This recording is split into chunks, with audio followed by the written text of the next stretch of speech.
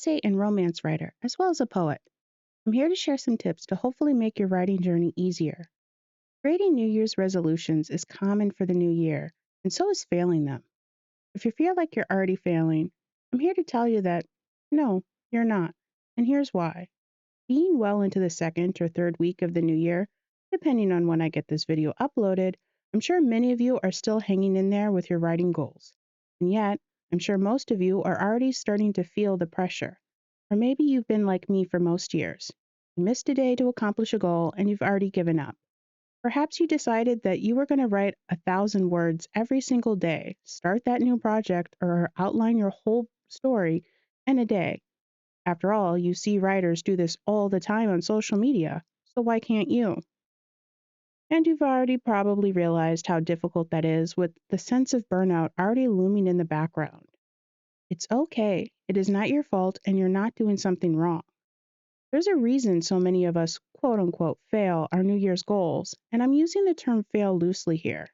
In today's video, I want to discuss what are some common mistakes we make in pursuing our writing goals and what we can do differently to be more successful. Let's start with what I personally find the most important. 1.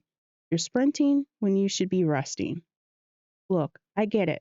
You're excited for a fresh start. You're finally going to succeed this time around. This year, you will finally publish that book, write in a new genre, get your story on screen, or whatever your goal is.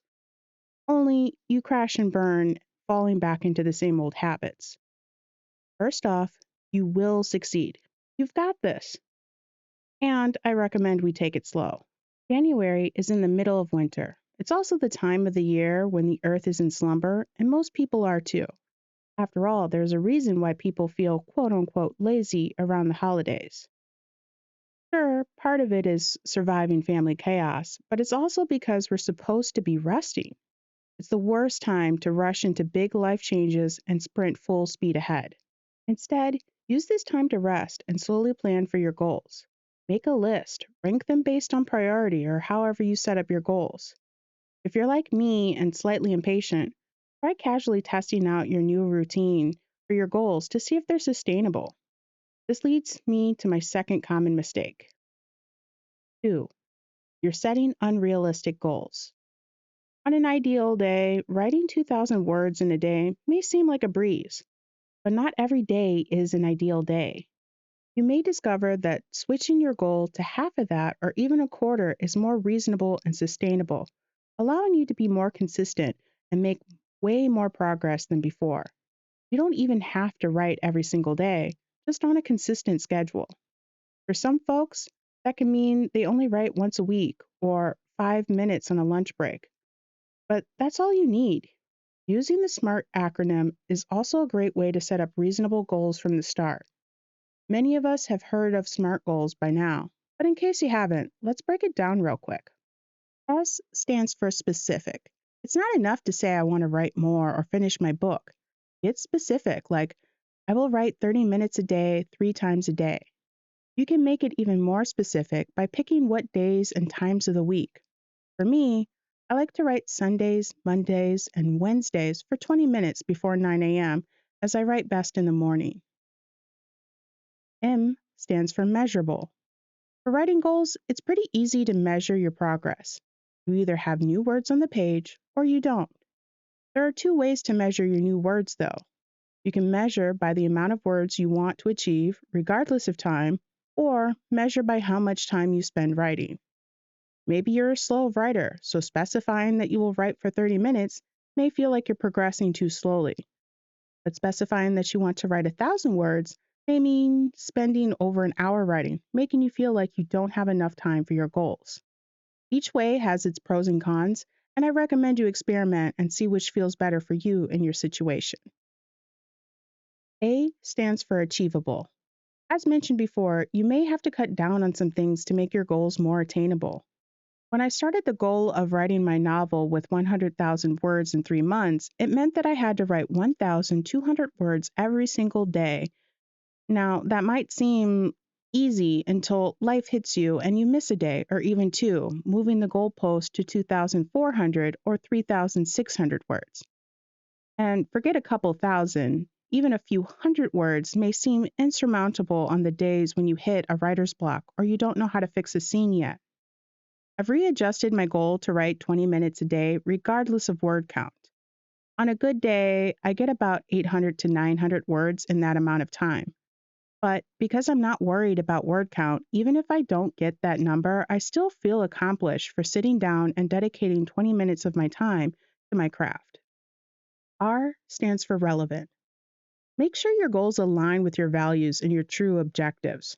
For example, as a writer, ask yourself why behind your goal.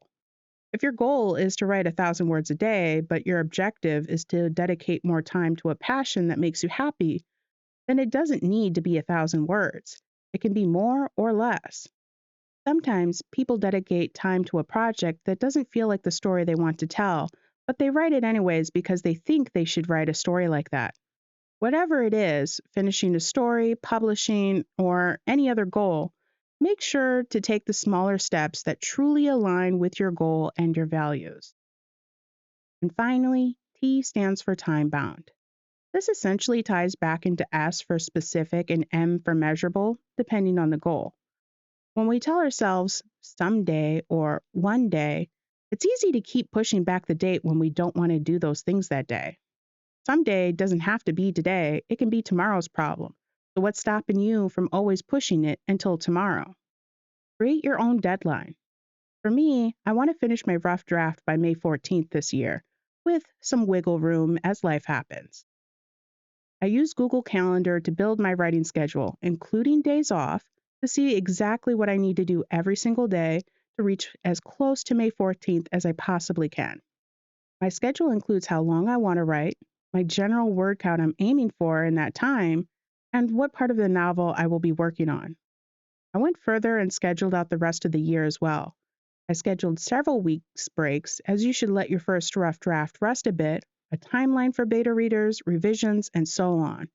I suggest you do this too, or at least the timeline for the first rough draft, as it takes the pressure of planning the day of off of you. You can also enlist the help of an accountability buddy, someone who will check in with you as often as you both agree to see where you're at in your goals. You and your buddy can also plan ahead of what to do to get you back on track or what rewards you earn when you reach your goals. Okay, we've got SMART goals down. But what else? Obviously, they don't always work, otherwise everyone who uses SMART goals would succeed if they used them properly. I think SMART goals are only half of the picture and would be used in tandem or, if you're neurodivergent like me, replaced with another goal system. So what other system can you use? This brings me to common mistake number 3. You're not caring how you feel. In case you haven't picked up on it yet, I'm stressing that people should rest and practice self-care first. We should feel good about being productive. It's unrealistic to always feel that way, as sometimes you don't have a choice. If you work for a publishing company, your deadline is not optional unless you want to lose your job. Pushing yourself in those situations is a type of self-care, as crappy as it feels. But when we do have the power to choose, forcing discipline and motivation long-term does not work for most people. YouTuber and author Ali Abdaal explains exactly why it doesn't work in his book called Feel Good Productivity. Most productivity videos or books have never helped me, as they feel like they're focused on how much a person can produce while being productive, rather than how a person feels while being productive. And that's why I like Ali's book, as it fits into this second category. So it shouldn't come as a shock that he created what he calls NICE goals. N stands for near term. If you get overwhelmed by the big picture, focus on daily or weekly goals that can actually be completed in the day or week. You can't finish your whole book in a day or week unless you're superhuman, but you can write a few thousand words in a day or week. I stands for input based. Creating a goal of writing a whole novel in 6 months or less is a great goal, but it doesn't tell you the small steps to get there. Stick to actionable goals like writing 3 or 5 times a week for 20 to 30 minutes. Again, you may only have 5 minutes a day, and that's fine. That's all you need. Nail down being consistent. 6 stands for controllable. Make sure all the goals you make are in your control. Some things you just can't control. For example, if you have a writing partner, you can't control how much they write, but you can control how much you write. If you want to be traditionally published, you can't control agents to accept your book, but you can control who you send out your query letters to and how often. E stands for energizing. I think this is the most important part of NICE and what it sets it apart from SMART goals. To start off, make it fun. What would your goal look like if it was fun to do? For me, writing is more fun when I do writing sprints. I turn off my inner editor, pretend like I'm only writing for myself, and just enjoy being in the moment with my characters. I make sure to pick stories I feel like I need to tell the world, not just stories that I think will be a hit or sell well. And sometimes, as much as I love my babies, I do temporarily need a break from a particular story.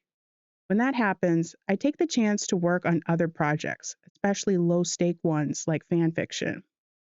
I think this is why SMART and NICE goals work great together. SMART allows you to focus on the bigger picture, and NICE allows you to focus on the day-to-day goals while paying attention to how you feel about them. And this brings me to my last common mistake. 4. Keeping an unhelpful mind frame. The mind is so powerful, and as a writer, we should know this. As the years have gone by, more and more people are pushing the narrative that we always have to be productive, that if we're not being productive, we're wasting our life away or we're not reaching our full potential. We're even told that we should be profiting monetarily off of our productivity, or else it's also a waste of time. I'm here to tell you that none of that is true unless you choose to believe it for yourself. What is productive and what is successful is and has always been subjective. You can choose to tie your self-worth to how much you achieve or produce in a career. You can choose to do nothing and be a couch potato your whole life, or you can find a middle ground in between the two. A middle ground that includes setting goals without sacrificing your self-worth or self-care, because investing in your mental well-being, including resting, is a part of being productive. For some folks, they are happy to be workaholics or couch potatoes, and I encourage you to follow that path if it truly does bring you happiness. But if you're living your life and you still don't feel happy, it might be time to change your perspective a bit. Making big changes can also be hard, and fear is what holds people back even after they realize they are unhappy. Again, I recommend reading Ali's book as he also goes over the ways to challenge and face your fears. One of my favorite methods from his book is the 10-10-10 method. I ask myself, will this matter in 10 minutes, 10 days, or in 10 years? If it's not going to matter in 10 years, it's usually a good indicator to not do or do the thing that I want to do anyway. No matter what method you choose, though, changing the way your mind works will take time. None of this is going to happen overnight. So, since you can't rush the process, you might as well enjoy it and rest along the way. And that's it for today's video. I want to thank everyone who watched my video till the end. This is my first video and channel, so it means a lot to me that some of you have felt what I had to say was valuable enough to stick around. I hope you learned something new today, and if you didn't, that's okay. Hopefully my next videos will offer some more wisdom. If you have any questions about writing that you'd like to see in a video, please comment below, or let me know what you found most helpful about this video. In the meantime, I'll be working on a video with the top 10 things that I've learned from writing my first and second act, as well as my top 3 to 5 writing craft books that I think everyone should read. So stay tuned for those, and thanks for watching.